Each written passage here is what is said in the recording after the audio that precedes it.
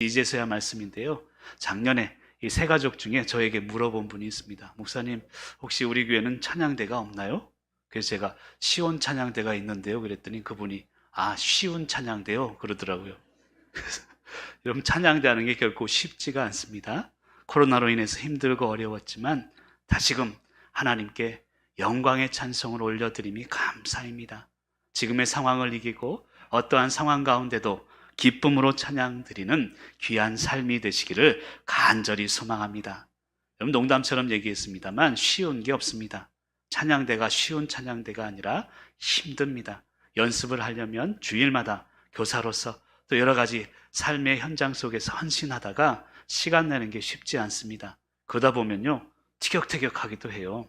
하지만 그것을 이기고 이 자리에서 사랑을 찬양할 수 있다는 게 그게 진정한 하나님의 기적인 줄 믿습니다. 오늘도 예배를 통해서 여러분의 삶을 통해 하나님을 찬양하는 저와 여러분들 되시기를 간절히 축복합니다. 우리 튀르키예 지진 때문에 계속해서 마음 아픔이 있습니다. 사망 지금 24,000명이 넘는다고 그래요. 그리고 학자들이 이야기하기를 최소 10만 명 이상이 돌아가실 거다라고 예상을 하고 있습니다. 그럼에도 불구하고 지진의 잔해 속에서 생명이 탄생하고 지금 생존 가능 시간을 넘었지만 한 분씩 한 분씩 생명을 구조하는 모습을 보면서 참으로 놀랍다라는 생각이 들어집니다. 며칠 전 뉴스를 들으신 줄 압니다. 그 잔해 속에서 새로운 생명이 태어났어요. 산모는 죽었지만 산모와 그 생명이 탯줄로 연결이 되어 있었고 그 생명을 잔해 속에서 구했다는 것입니다. 여러분, 이처럼 생명은 위대한 것입니다. 제가 지난번에 설교하면서 2009년 경남 함안의 우리 성산 산성에서 연꽃 씨앗을 발견했다는 것을 설명드린 적이 있습니다. 이 연꽃이 700년 전 연꽃이래요. 꽃 씨앗이래요.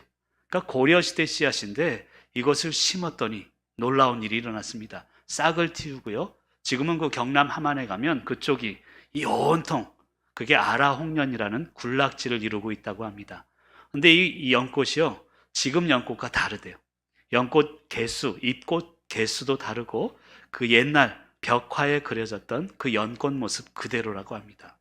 여러분, 생명은요, 시간을 뛰어넘는 것입니다. 시간을 뛰어넘는 생명의 끈질긴 위대함이 있습니다. 그리고 생명은 숨어 있는 것임을 알아야 합니다. 오늘 제가 여러분께 선포할 게 있습니다. 한번 따라 할까요? 전도하지 맙시다. 그 진짜 따라 하시네. 여러분, 전도하지 마세요. 차라리 한 생명을 품으세요. 그러면 자연히 전도가 되는 것입니다. 물론 전도지도 나누고 우리가 함께 해야 되겠지만 한 생명, 그 보이지 않는 씨앗 속에 숨겨진 그 생명을 품는 것이 진정한 전도임을 믿으시길 바랍니다. 여러분, 생명 이야기하다 보니까요, 일주일 내내 제가 고민한 성경 말씀이 있습니다. 마태복음 18장에 보면 양이 100마리가 있는데요, 99마리는 그냥 둬요. 그리고 잃어버린 양을 찾아 목자가 떠납니다. 저는 이 본문이 잘 이해가 되지 않습니다. 여러분 같으면 어떻겠습니까?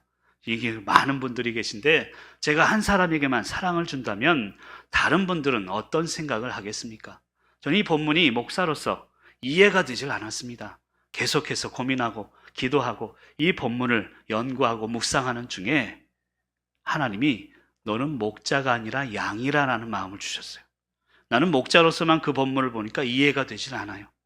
근데 언젠가 이 본문을 묵상하다 보니까 내가 양이 돼 있더라고요. 그리고 저 멀리서 목자가 양을 어깨에 메고 땀 흘리면서 들어오는데, 야, 그렇구나.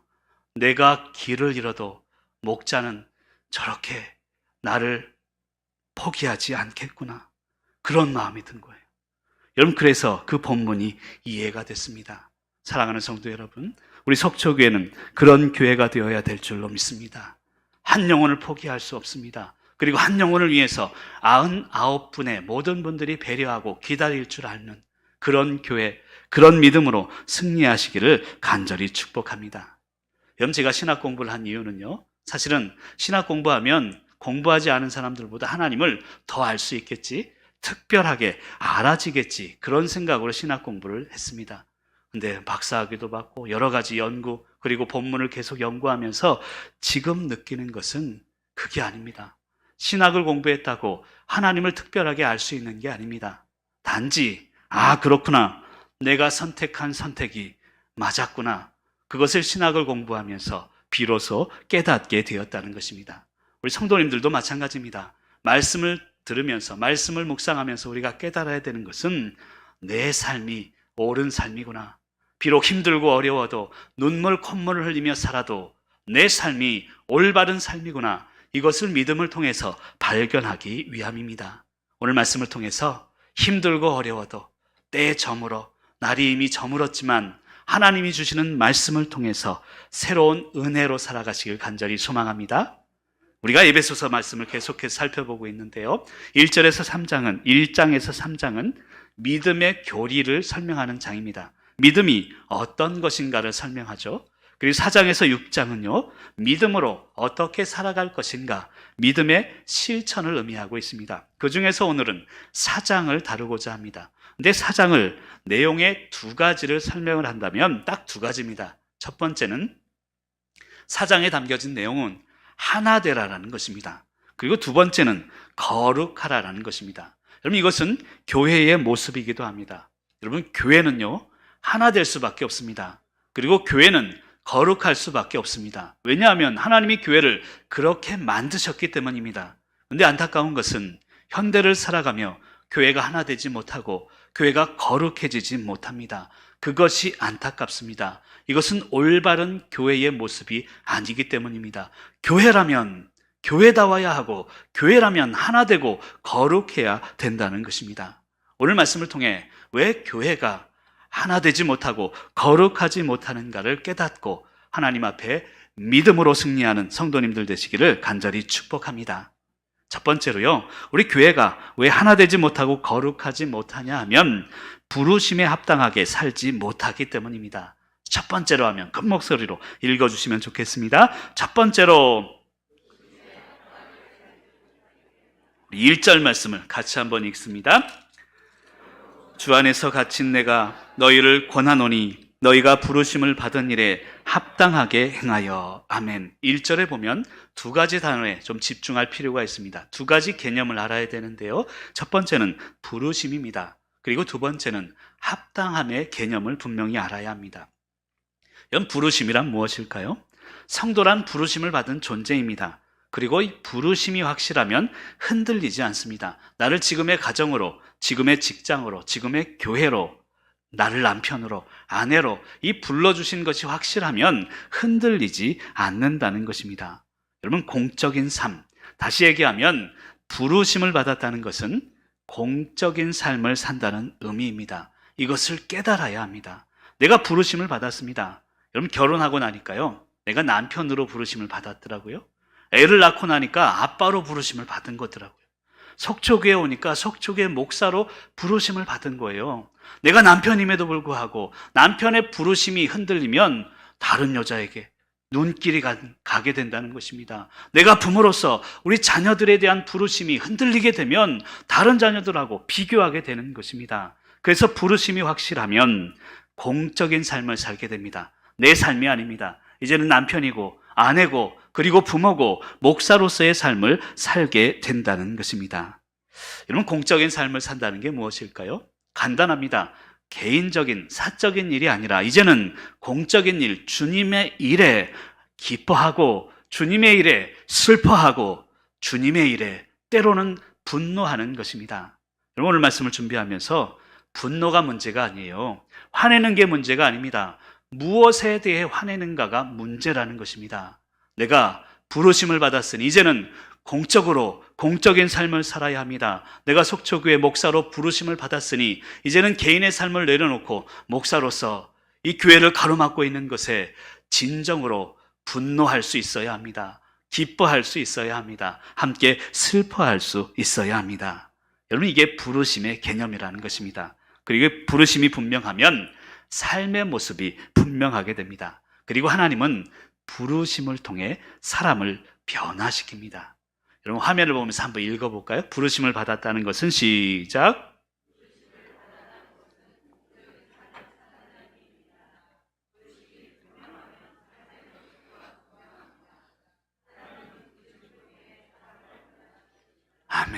여러분, 사울이 바울로 변화될 수 있었던 것은 그 삶의 부르심을 깨달았기 때문입니다. 다메섹 도상에서 주님을 만납니다. 그리고 부르심을 깨닫습니다. 만나기 전에는 핍박하는 자였지만 만나고 난 뒤에는 핍박을 받는 자로 그는 변화되었다는 것입니다. 이 부르심을 분명히 깨달으면 우리의 삶이 변화될 수 있습니다. 그리고 두 번째는 1절을 통해서 합당함이란 단어를 깨달아야 합니다. 그럼 합당함이란 단어는 뭐냐면 다듬어서 끼워 맞춘다라는 의미입니다. 그럼 나를 남편으로 부르셨어요. 그럼 남편으로서 때로는 힘들고 어려워도 그 가정에 맞추어 나가는 것입니다. 목사로 부르셨고 아내로 부르셨다면 서로 다듬어지고 끼워 맞추어 나가는 것이 합당함이다라는 것을 알아야 합니다. 여러분, 열왕기상 6장 7절에 보면 이런 말씀이 있습니다. 화면을 보면서 같이 한번 읽습니다. 시작.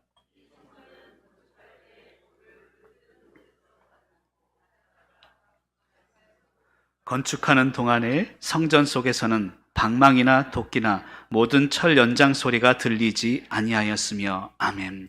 이것은 성전 건축을 하는 과정 가운데 적혀진 말씀입니다. 오늘 말씀을 보면 성전을 건축할 때요, 재료들이 있겠죠? 그 재료들을 다 다듬어요. 다 다듬어서 성전 터에 와서는 끼워 맞추기만 한다는 뜻입니다. 거기 와서 방망이로 깨고 도끼로 깨고 그리고 철 연장 소리가 들려서는 안 된다는 것입니다. 저는 이 말씀을 접하면서 우리 교회에게 주신 말씀이라고 믿습니다. 우리 교회도 교회 건축을 앞두고 있습니다. 성전 건축을 하기 위해서 한 분 한 분이 다듬어져야 합니다. 그리고 성전 건축을 하며 잡음이 나서는 안 된다는 것입니다. 여러분, 제가 현장 소장으로 있을 때요, 현장 소장들이 가장 싫어하는 현장이 있습니다. 그게 교회 건축 현장입니다. 저는 교회 다니면서도 교회 현장 건축을 난 안 했으면 하는 마음이 들 정도였어요. 왜 그럴까요? 여러분, 현장마다 건축주가 한 명입니다. 그래서 건축주하고 이야기를 하면서 현장을 만들어가면 됩니다. 그런데 교회는 건축주가 여러 명이 있다는 거예요. 너무 힘들다는 거예요. 주인이 많다는 거예요. 여러분, 성전을 건축하면서 잡음이 나서는 안 됩니다. 도끼 소리도 나서는 안 되고, 그래서 하나님은 우리를 먼저 다듬어 가십니다. 개개인을 먼저 다듬으시고 성도들을 다듬으신 이후에 성전 건축도 우리가 하나됨도 이룰 수 있다는 것입니다. 그래서 부르심이란, 그리고 합당함이란 나를 부르신 이곳에서 다듬어지는 것을 의미합니다. 여러분, 빼빠 아시잖아요. 빼빠로 다듬는 거예요. 그거 얼마나 아플까요? 그래도 다듬어져야 서로 끼워 맞출 때 잡음이 안 나고 소리가 안 나는 것입니다. 여러분, 그래서 개인의 부르심이 다른 거예요. 가정도 다릅니다. 교회마다 부르심이 다릅니다. 그 부르심에 합당한 삶을 살기 위해서 빼빠로 때로는 도끼로 때로는 하나님 우리를 다듬어 가신다는 것을 믿으시기를 바랍니다.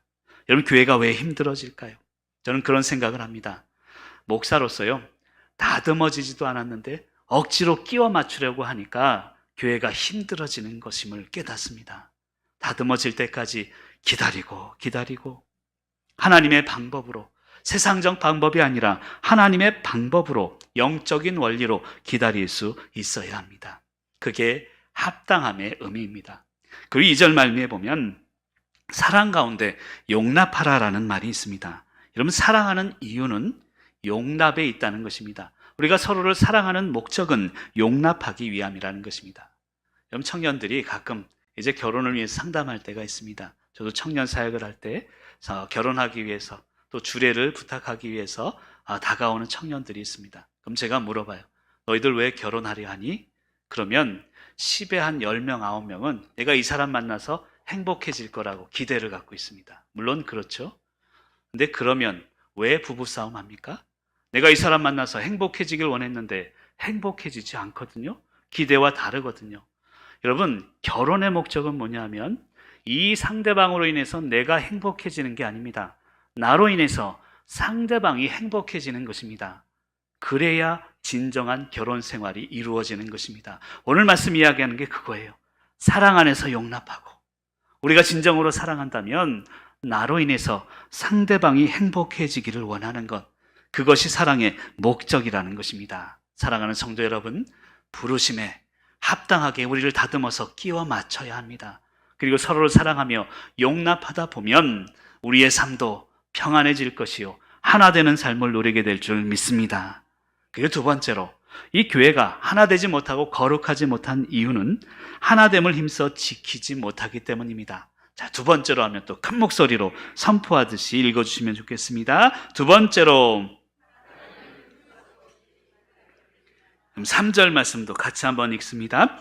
평안에 매는 줄로 성령이 하나 되게 하신 것을 힘써 지키라. 아멘. 그럼 3절을 통해서 또 중점적으로 봐야 되는 것은 평안과 성령이라는 두 단어입니다.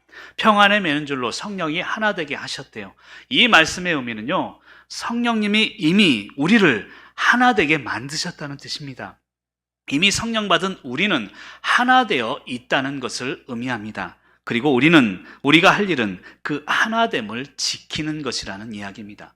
그러니까 이미 우린 하나 됐어요. 근데 그것을 지키지 못할 때 조금씩 금이 가고 힘들어진다는 것입니다. 늘 사단은 그것을 노립니다. 그래서 교회는요, 큰 일 때문에 힘들어지지 않습니다. 자그마한 일 때문에 힘들어지고 무너지고, 그래서 오늘 말씀은 이야기합니다. 평안, 그리고 성령, 이 하나 되게 한 것, 이미 하나 되게 하셨으니 그것을 지키며 나아가라는 것입니다. 여러분, 교회는요, 문화와 문화가 만나는 것입니다. 교회는 개인의 문화와 개인의 문화가 만납니다. 그러다 보니까 문화가 다르니 충돌할 수 있습니다. 가정의 문화가 달라서 오해할 수 있습니다. 근데 더 중요한 것은요, 은혜에 대한 문화도 달라요. 문화도 달라요. 어떤 분은요, 오늘도 찬양대가 또 우리 정규장님 귀한 찬양을 해주셨습니다만, 찬양으로 은혜를 받아서 교회 나오시는 분들 계세요. 그리고 어떤 분은요, 기도를 통해서 기도원에서 은혜를 받아서 늘 기도의 은혜로 나오는 분 계십니다. 어떤 분들은 선교의 현장에서 은혜를 받아서 선교하지 않는 교회는 교회가 아니야, 이런 생각을 하는 분들도 계십니다. 은혜에 대한 문화가 다 다르다는 것입니다. 그런데 공통된 문화가 있습니다. 그것은 바로 평안이요 성령이라는 것입니다. 그래서 오늘 말씀은 이야기합니다. 평안에 매는 줄로 성령이 하나 되게 하신 것을 지키라는 것입니다. 서로 다른 문화가 만나지만, 은혜의 다른 문화가 만나지만 공통된 문화, 평안, 성령의 문화를 지키시며 나아가라는 것입니다. 요한복음 17장에 보면 대제사장적 기도, 예수님이 직접 하신 기도가 나옵니다. 그리고 그 기도의 결론은요, 하나 되게 해주세요. 그게 결론입니다. 요한복음 17장 11절에 보면 예수님의 이런 기도가 나옵니다. 같이 한번 읽어보겠습니다. 시작.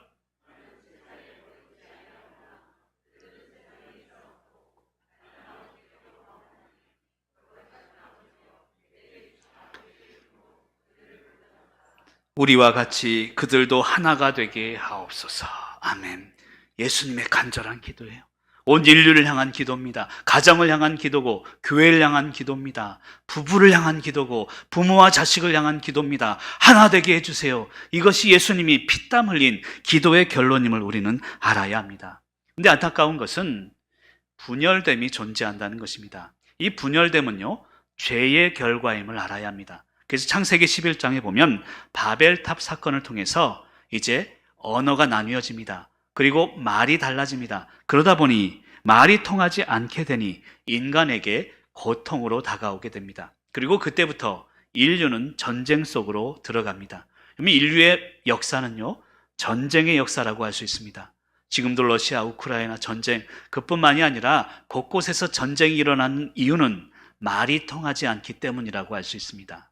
제가 예전에 한평생 글에 소통 아니면 고통이다라는 글을 쓴 적이 있습니다. 말이 안 통하면 고통이라는 거예요. 그게 분열됨이고 죄의 시작이었습니다. 그런데 성령님이 오시니, 하나됨의 영이 오시니 하나가 됩니다. 그게 바로 이 오순절 마가의 다락방에 일어난 사건입니다. 여러분, 교회가 첫 탄생하게 된 것은 마가의 다락방에 성령이 옴으로써 하나가 되고 교회가 탄생하게 됩니다. 그때 일어난 현상은 뭐냐면요, 사도행전 2장 8절에 이런 말씀이 있습니다. 사도행전 2장 8절도 화면을 보면서 같이 한번 읽어봅니다. 우리 각 사람이 난 곳 방언으로 듣게 되는 것이 어찌 됨이냐. 아멘. 그럼 창세기 바벨탑에서 이제 말이 통하지 않게 되다가 성령이 오니 방언으로 다 통하게 되었습니다. 이것이 성령의 역사라는 것입니다. 성령으로 인해서 하나됨을 이루게 되었다는 것입니다. 근데 좀 더 구체적으로 이야기하면요, 이 성령의 하나됨의 방법은 오늘 말씀을 통해 보면 두 가지의 방법으로 나오게 됩니다. 첫 번째는 성령의 성품으로 하나 된다는 거예요. 그럼 2절과 3절에 보면 이런 말씀이 있습니다. 모든 겸손, 온유, 오래 참음, 사랑, 용납하고 평안에 매는 줄, 그리고 마지막에 보면 성령이 하나 되게 하신 것을 이라는 표현을 합니다. 이 말에 담겨진 의미는 우리 인간의 성품을 의미하는데요, 성품 중에서도 성령으로 말미암은 성품을 의미합니다. 성령이 주신 성품으로 우리가 하나 될 수 있다는 것입니다. 여러분, 그럴 때 있죠, 공동체가요, 위태위태합니다. 그리고 좀 갈라집니다. 그리고 쪼개질 것 같습니다. 근데 다 어떤 사람이 나타났더니 이 사람이 나타난 다음에는 공동체가 조금씩 회복되고 웃음을 찾더니 하나가 돼요. 거기 가면 재미가 있어요. 여러분, 그 사람 때문이 아닙니다. 그 사람의 성품 때문에 하나가 된다는 것입니다. 특별히 오늘 2절 3절에 있는 것처럼 성령의 성품으로 살아간다면 우리가 하나 될 수 있다는 것입니다. 그리고 두 번째는 사역으로 하나 될 수 있다는 것을 설명하고 있습니다. 11절 12절에 보면 사도, 선지자, 복음 전하는 자, 목사와 교사로 삼으셨는데 그리스도의 몸을 세우려 하기 위해서 삼았다는 거예요. 각자마다 사역이 있고 은사가 다르다는 거예요. 이 사역을 감당하다 보면 하나가 된다는 거예요. 그럼 각자에게 주신 사명이 있어요. 오늘 찬양대가, 그리고 저에게는 말씀의 사역이 있습니다. 그리고 예배 안내의 사역이 있고요, 운전하시는 분들 사역이 다 있습니다. 이 사역을 조금씩 감당하다 보면 하나가 될 수 있다는 것입니다. 여러분, 은혜 넘치는 교회는요, 목사가 할 일이 없는 교회입니다. 아멘도 안 해주시고. 여러분, 목사는요, 성도님들이 사역을 잘 감당해 주시면 설교 준비하고 신방하는 것 외에는 할 일이 없어야 돼요. 진정한 은혜 넘치는 교회는 그런 교회입니다. 우리에게 주신 사역들, 사명들, 은사들을 기쁨으로 감당하며 하나 되시길 바랍니다. 저는 목회하면서 참 감사한 분들이 많아요. 여러분들 한 분 한 분이 감사하지만 그 중에서도 책임 맡으신 분들 너무 감사해요. 왜냐하면 책임을 맡아주셔서가 아닙니다. 책임을 맡다 보면요, 화낼 일이 생겨요. 분노할 일이 생깁니다. 그럼에도 불구하고 그것을 참고 인내하면서 끝까지 하나로 만들어 주시니 얼마나 감사합니까? 사랑하는 성도 여러분, 오늘 말씀을 통해서 이 하나됨을 성령의 성품을 통해 맡겨진 사역을 감당함으로써 하나됨을 이루시는 저와 여러분이 되시길 간절히 축복합니다. 그리고 마지막 세 번째로, 교회가 하나 되지 못하고 거룩하지 못한 이유는 믿음과 삶의 일치를 못하기 때문입니다. 세 번째로 한번 읽어주시면 좋겠습니다. 세 번째로, 우리 13절 말씀 같이 읽습니다.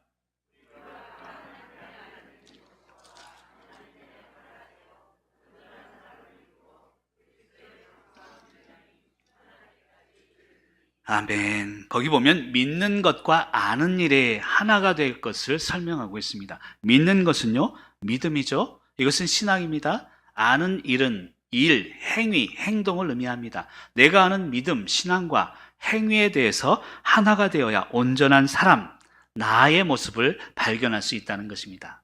여러분, 나의 모습에는 두 가지 모습이 있습니다. 새벽 설교 때 그런 얘기를 드렸습니다만, 첫 번째 나의 모습은요, 내가 생각하는 나의 모습이에요. 내가 생각하고 내가 계획하는 나의 모습입니다. 창세기에서 이 모습을 야곱, 옛 모습으로 표현합니다. 근데 두 번째 나의 모습은 하나님이 생각하는 나의 모습이에요. 하나님이 생각하고 하나님이 계획하시는 나의 모습이 있습니다. 이게 이스라엘의 모습이고 새 모습임을 설명하고 있다는 것입니다.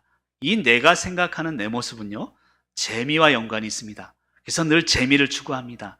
근데 하나님이 원하시는 그 모습은 의미를 추구합니다. 그러다 보니 우리 삶 속에서 재미와 의미가 늘 충돌합니다. 하지만 우리가 원하는 모습, 재미의 모습이 아닌 의미의 모습으로 살아가야 된다는 것입니다. 그것이 바로 믿는 것, 그리고 아는 것, 믿음과 삶이 일치가 되는 것을 설명합니다. 그럼 좀 더 설명을 드리면, 이 믿음과 삶이 일치가 되기 위해서는요, 필요한 게 있습니다. 첫 번째는 진실된 사랑의 마음이 필요합니다. 그냥 내가 믿으니까 실천하면 돼, 이게 아니에요. 사랑이 없으면 절대 그게 실천이 되지 않습니다. 그래서 제가 그런 문장을 한번 써봤습니다. 한번 따라해 볼까요? 더 사랑하는 것보다 다 사랑해야 합니다. 그럼 더 사랑하는 거 중요합니다. 내가 사랑하는 사람 더 사랑해야죠. 하지만 더 중요한 것은 사랑하지 못했던 사람까지 다 사랑하는 게 중요합니다. 그래야 믿음과 우리의 삶이 일치가 되는 것입니다. 이것은 개인적인 감정으로 되는 게 아닙니다. 노력해서 되는 게 아닙니다. 내가 믿었으니 노력하면 살 거야. 그게 아닙니다. 진실된 사랑, 더 사랑하는 것보다 다 사랑한 마음이 있어야 이것이 가능하게 된다는 것입니다. 그 두 번째는요, 균형 잡힌 시각이 필요합니다.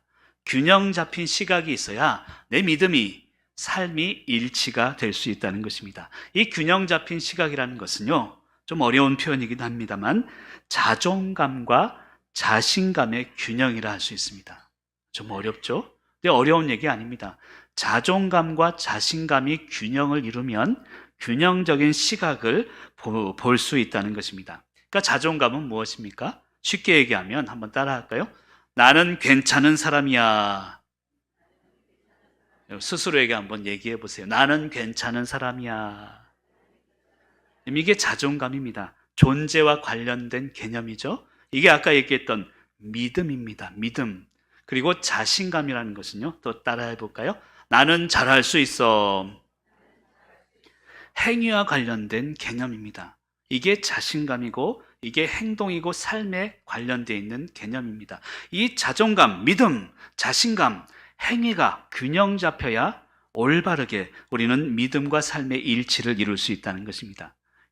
그런 분들이 있습니다. 자존감은 높은데 자신감이 낮은 사람이 있습니다. 나는 주님의 백성으로서 자존감이 있지만 나는 할 수 없을 거야. 자신감이 없으면 자기 자신을 스스로 힘들게 합니다. 낙심케 합니다. 근데 반대로 자신감이 높습니다. 자존감이 낮은 사람은 주변의 사람을 힘들게 할 가능성이 있습니다. 그리고 더 중요한 것은 이 믿음과 삶의 일치를 통해서 미래의 소망을 이루며 나아가야 된다는 것입니다. 저는 안타까운 것이요. 왜 다음 세대들이, 청년들이, 우리 교회 학교 아이들이 교회에 안 나올까? 그것이 못내 안타깝습니다. 결론적으로는 어른들의 삶이, 믿음이 일치되지 않기 때문이 아닐까요? 우리가 모범을 보이지 못하기 때문이 아닐까요? 저는 말씀을 준비하면서 여러분들에게 부탁하고 싶은 게 있습니다. 교회의 아픔, 우리 대에서 끝내야 합니다. 우리 자녀들에게 물려주어서는 안 됩니다. 교회가 38년, 39년 동안 많은 아픔을 겪었지만 그 아픔은 우리 대에서 멈추어야 합니다. 그리고 우리의 믿음과 삶의 일치를 통해서 우리 아이들에게는 미래의 소망을 이루어져 가야 한다는 것입니다. 속초교회 어른들은 다르구나. 이런 말을 들을 수 있어야 된다는 것입니다. 말씀이 좀 길어졌습니다만 이제 마무리를 하려고 합니다. 신대원 다닐 때 힘들고 어려웠던 시절이 있습니다. 이 옥상 단칸방에서 얼마나 힘들게 살았는지 몰라요.